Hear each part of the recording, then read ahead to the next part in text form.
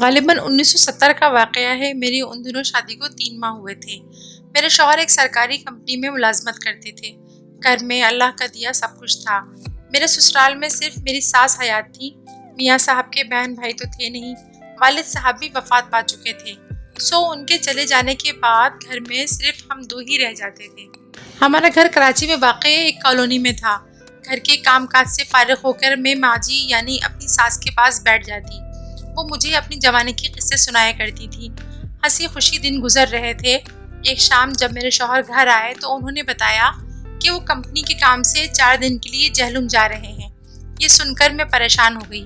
ہماری شادی کے بعد یہ پہلا موقع تھا جب وہ اتنے دنوں کے لیے جا رہے تھے۔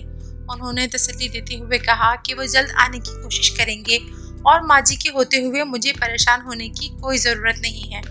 میں چپ ہو گئی۔ میرے شوہر ایک کم گو انسان تھے۔ وہ ویسے بھی بات چیت کم ہی کرتے تھے۔ میں نے ان کا سامان پیک کیا اور اگلے دن صبح وہ جہلم کے لیے نکل گئے۔ دن سست روی سے گزرے۔ ماجی کی وجہ سے میرا حوصلہ رہا۔ رات کو بھی میں ان کے کمرے میں چلی جاتی اور بہانے سے وہیں سو جاتی۔ جس دن میرے شوہر نے آنا تھا میں نے کھانے پر کافی اہتمام کیا، ان کی پسند سے بنایا اور خود بھی تیار ہو گئی۔ جب وہ آئے تو بہت چپ تھے۔ بات تو پہلے بھی کم ہی کرتے تھے، لیکن اس دن تو ہوں ہاں کے سوا کچھ نہ کہا۔ میں نے پوچھا تو ٹال گئے کہ تھکا ہوا ہوں۔ میں خاموش ہو گئی۔ رات کو جب کمرے میں آئے تو بیگ سے ایک پیکٹ نکالا، مجھے دیا۔ میں نے خوشی خوشی کھول کر دیکھا تو ایک گڑیا نما مورتی تھی۔ میں حیرانی سے ان کا منہ تکنے لگی۔ وہ بولے ڈیکوریشن پیس ہے، اچھا لگا لے لیا۔ میں نے مطمئن ہو کر اثر نو مورتی کا جائزہ لیا۔ وہ چہرے سے ایک غیر ملکی گڑیا جیسی تھی۔ نیلی آنکھیں، گہرے بال اور دودھ جیسا رنگ۔ اس کا لباس سیاہ تھا۔ اسے دیکھ کر مجھے معلوم نہیں کیوں عجیب سا احساس ہوا۔ ایسے لگا جیسے وہ مجھے گھور رہی ہے۔ ایک عجیب سا خوف آیا۔ میں نے واپس لپیٹ کر رکھنا چاہا تو میاں صاحب بولے ڈرائنگ روم میں رکھ دو، ایسے کیا لپیٹ رہی ہو؟ میں نے بھی کچھ سوچا اور ڈرائنگ روم میں جا کر اسے کارنرز پر سجا دیا۔ اب مورتی کو دیکھنے سے لگ رہا تھا جیسے وہ خوش ہے۔ ایسی سوچوں میں گم میں اسے دیکھ رہی تھی کہ اچانک مجھے لگا اس نے آنکھ جھپکی ہے۔ ایک دم میرے حلق سے چیخ نکل گئی۔ اماں اور میرے شوہر بھاگ کر وہاں آئے۔ مجھے شدید چکر آیا اور میں گر کر بے ہوش ہو گئی۔ معلوم نہیں پھر کیا ہوا۔ ہوش آیا تو میں ڈاکٹر کے کلینک پر تھی۔ ماجی مجھے دم کر رہی تھی۔ مجھے ہوش میں آتا دیکھ کر وہ خوشی سے میرا ماتھا چوم کر بولی مبارک ہو بیٹا۔ میں نے ناسمجھی میں ان کو دیکھا۔ اسی وقت ڈاکٹر آئی اور بولی مبارک ہو، بچے کی خوشخبری ہے۔ میں نے شرما کر سر جھکا لیا۔ پھر ہم ڈھیر ساری ہدایات اور دوائیوں کے ساتھ گھر آ گئے۔ گھر میں داخل ہوتے ہی میری نظر مورتی پر پڑی۔ وہ مسکرا کر مجھے دیکھ رہی تھی۔ میرے جسم میں جھرجھری سی دوڑ گئی۔ میں نے اپنے شوہر کی جانب دیکھا، وہ مجھے ہی دیکھ رہے تھے۔ بولے ایسی حالت میں فضول باتیں نہیں سوچتے۔ یہ کہہ کر وہ کمرے میں چلے گئے۔ میں حیرانی سے سوچنے لگی کہ ان کو تو میں نے ایسا کچھ بھی نہیں بتایا۔ یہ کیسے جان گئے کہ میں کچھ ایسا ویسا سوچ رہی ہوں؟ ماجی میرے لیے جوس لے آئیں اور میں بات بھول کر ماجی سے باتوں میں لگ گئی۔ اگلے دن حسب معمول شوہر کے جانے کے بعد میں ڈرائنگ روم کی صفائی کرنے آئی تو مورتی کو دیکھ کر میں دھک سے رہ گئی۔ وہ پیٹھ موڑے بیٹھی تھی۔ اس کو کس نے ہلایا ہوگا؟ یہی سوچتے ہوئے میں ڈرتے ڈرتے اس کے قریب آئی تو مجھے کسی کے رونے کی آواز آئی۔ آواز بے حد باریک اور ہلکی تھی۔ میرے قدم من من کے ہو گئے۔ کلام پاک کا ورد کرتے جو ہی میں نے مورتی کو سیدھا کیا، میرا دل اچھل کر حلق میں آ گیا۔ مورتی کی آنکھیں گیلی تھی، نیلی آنکھوں میں پانی تھا۔ میرے تو رونگٹے کھڑے ہو گئے۔ میں نے چیخ چیخ کر ماجی کو بلایا۔ وہ گھبرا کر دوڑتی ہوئی وہاں پہنچی تو میں ان سے چمٹ کر زاروں قطار رونے لگی۔ وہ مجھے صوفے تک بمشکل لائیں، پانی پلایا اور پوچھا کیا ہوا؟ میں نے روتے ہوئے مورتی کی طرف اشارہ کیا۔ وہ چونک کر اس طرف دیکھنے لگ گئی۔ میرے منہ سے الفاظ نہیں نکل رہے تھے، بمشکل اتنا نکلا مورتی مورتی۔ وہ اٹھ کر مورتی کے پاس گئی۔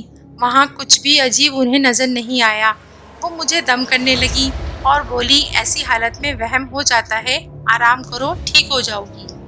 میں نے بے بسی سے پہلے انہیں اور پھر مورتی کو دیکھا۔ وہ مسکرا رہی تھی۔ میں آنکھیں بند کر کے اللہ سے ہمت مانگنے لگی۔ شام تک میں کافی بہتر تھی۔ نہ جانے ماجی کی دعاؤں کا اثر تھا یا اللہ نے ہمت دی تھی۔ مجھے وہ سب باتیں اپنا وہم لگ رہی تھیں۔ اسی رات ایک اور واقعہ ہوا جس سے میرا وہم یقین میں بدل گیا۔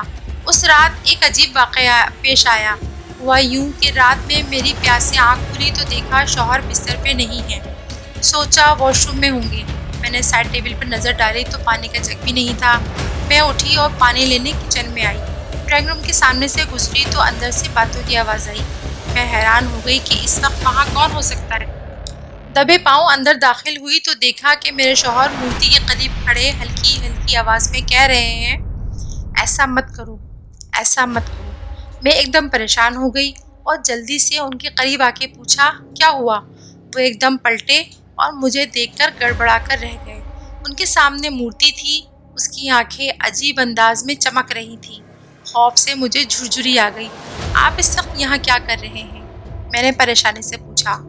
وہ اسی وقت میرا ہاتھ پکڑ کر مجھے کمرے میں لے آئے اور بولے، نیند نہیں آ رہی تھی تو اٹھ کر وہاں چلا گیا، دیکھ رہا تھا کہ مورتی میں ایسا کیا ہے جو تم ڈر گئی تھی۔ میں نے ان کو بغور دیکھا، وہ مجھ سے کچھ چھپا رہے تھے۔ میں نے پوچھا، ایک بات بتائیں، یہ مورتی کس کی ہے؟ وہ میرے سوال پر جیسے اچھل پڑے اور بولے، یہ کیا سوال ہے؟ مجھے نہیں معلوم کس کی ہے، اچھی لگی تو لے آیا بس۔ پھر میں نے پوچھا، تو آپ ابھی کیا باتیں کر رہے تھے مورتی سے؟ وہ اٹھ کر بیڈ کی دوسری طرف اپنی جگہ پر چلے گئے اور بولے، توبہ، تم عورتیں ایک گڑیا پر بھی شک کر سکتی ہو۔ میں خود ہی شرمندہ ہو گئی، مگر میری چھٹی حس کہہ رہی تھی کہ کوئی اور ہی معاملہ ہے۔ مجھے معلوم تھا جتنا پوچھوں گی اتنا ہی وہ نہیں بتائیں گے۔ میں بھی لیٹ گئی، کچھ ہی دیر میں سو گئی کہ اچانک میری آنکھ کھل گئی۔ شدید پیاس لگ رہی تھی۔ مجھے یاد آیا کہ میں نے پانی ہی نہیں پیا تھا۔ میں ڈرتے ہوئے اٹھی اور شوہر کی طرف دیکھا، وہ بے خبر سو رہے تھے۔ میں کچن میں گئی، پانی پیا اور گلاس میں مزید پانی لیا۔ کمرے کی طرف آتے ہوئے ڈرائنگ روم کی طرف غیر ارادی نگاہ اٹھائی۔ کمرے میں گھوپ اندھیرا تھا۔ اس کارنس کے پاس کوئی سایہ کھڑا تھا جس پہ مورتی رکھی تھی۔ اس کی آنکھیں انگاروں کی طرح جل رہی تھیں۔ میرے ہاتھ سے گلاس چھوٹ کر فرش پر گرا اور حلق سے چیخ نکل گئی۔ ایک بار پھر میں بے ہوش ہو کر فرش پر گر گئی۔